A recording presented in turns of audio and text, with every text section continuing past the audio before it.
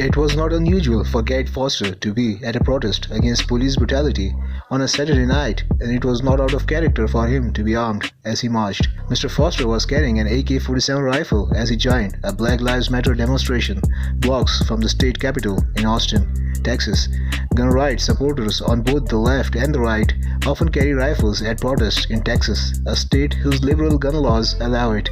Mr. Foster, wearing a black bandana and a baseball cap, bumped into an independent journalist at the march on Saturday, and he spoke matter-of-factly about the weapon that was dropped on the strap in front of him. "They don't let us march in the street anymore, so I got to practice some of our rights," Mr. Foster told the journalist Hiram Gilberto Garcia, who was broadcasting the interview live on Periscope. "If I use it against the cops, I'm dead," he conceded. Later that night, Mr. Foster was fatally shot, but not by the police. The authorities said he was killed by a motorist who had a confrontation with protesters. The police and witnesses said the man in the car turned it aggressively towards the marchers, and Mr. Foster then approached it. The driver opened fire, shooting Mr. Foster 3 times. He was rushed to a hospital and was later pronounced dead. Austin's police chief, Brian Manley, told reporters on Saturday that a motorist turned a crowd of protesters surrounded the vehicle, and some struck the car.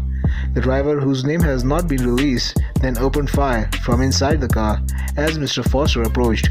Another person in the crowd pulled out a handgun and shot at the vehicle as it sped away. Minutes after the shooting, the driver called 911 and said he had been involved in a shooting and had driven away from the scene.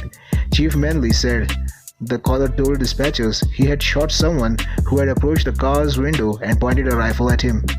His account is that Mr. Foster pointed the weapon directly at him and he fired his handgun at Mr. Foster. The chief said of the driver, both of the driver and the other person who fired a weapon were detained and interviewed by detectives. Both had state-issued handgun licenses and may have been released as the investigation continues. Chief Manley said, "The shooting stunned a capital city where demonstrations and marches are a proud and commonplace tradition." A GoFundMe page to help Mr. Foster's relative with his funeral expenses had already raised nearly $100,000 by Sunday evening. And while Mayor Steve Adler and other officials expressed their condolences on Sunday, at least one police leader criticized Mr. Foster.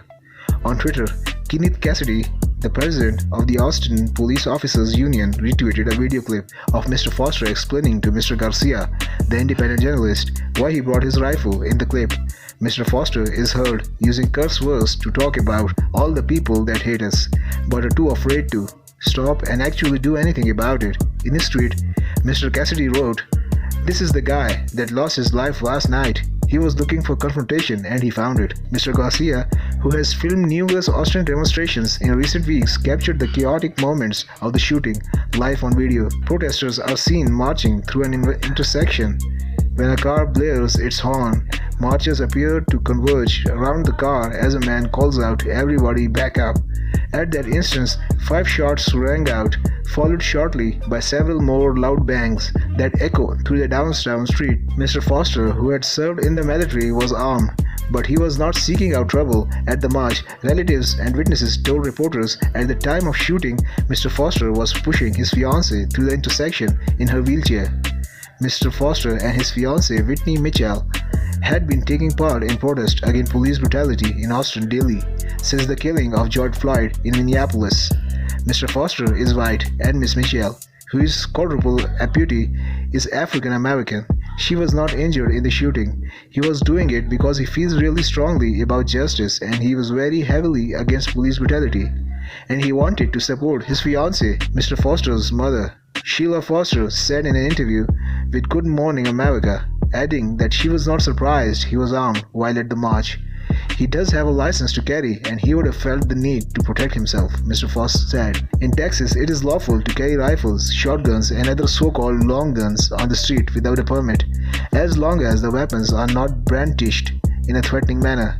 State-issued licenses are required only to carry handguns. The presence of Mr. Foster's weapon could play a key role in the case if the driver claims that he shot Mr. Foster out of fear for his life.